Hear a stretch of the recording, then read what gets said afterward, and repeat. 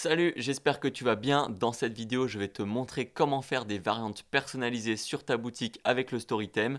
Donc juste avant de te montrer, parce que ça va être assez rapide, les variantes personnalisées, ça va servir à toutes les personnes qui vendent des produits avec, par exemple, admettons, un collier pour chien où il faut écrire le nom du chien sur le collier et le numéro de téléphone à l'arrière. À ce moment-là, il va falloir mettre un texte, ou alors pour les personnes qui vendent des colliers avec des petites images dedans, par exemple, j'ai déjà vu ce produit-là, il faut que le client puisse écrire le nom, le nom ou ce qu'elle a envie d'écrire et qu'elle puisse importer son image.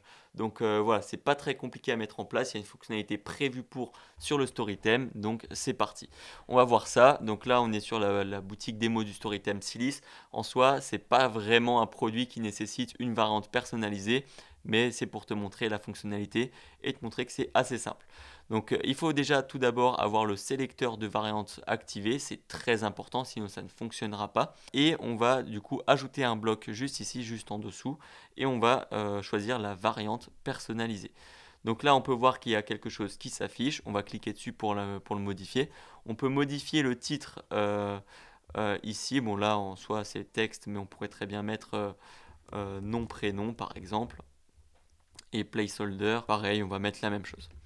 Donc là, on peut voir qu'on a vraiment cliqué sur type de la variante texte, parce qu'on va aussi pouvoir mettre un fichier, on va le voir juste après, et on peut faire en sorte que ce soit obligatoire pour ajouter au panier. Si tu décoches ça, tu n'es pas obligé de mettre quelque chose pour ajouter au panier. Donc voilà, tu peux très bien en mettre par exemple un deuxième. Là, on va mettre une deuxième, on va l'appeler verso.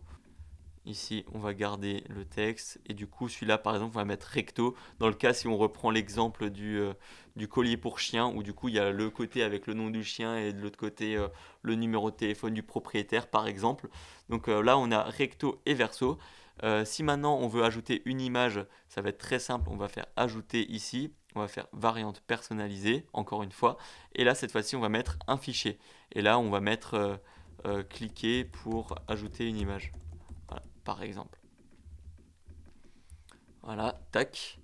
Donc là, à ce moment-là, quand on clique cette fois-ci ici, ça va nous demander une image. Donc là, par exemple, je vais prendre une image, un PNG, tout simplement. Enfin, je vais plutôt le faire sur la boutique directement. Donc là, on va afficher, tac.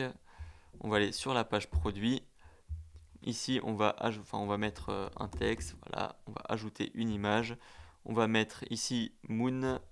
Voilà, comme ça on peut voir aussi à quoi ressemble l'image. On ajoute au panier et à ce moment-là, on va pouvoir voir ce qu'on a affiché. Donc là, on a la variante, on a recto verso et on a l'image juste ici.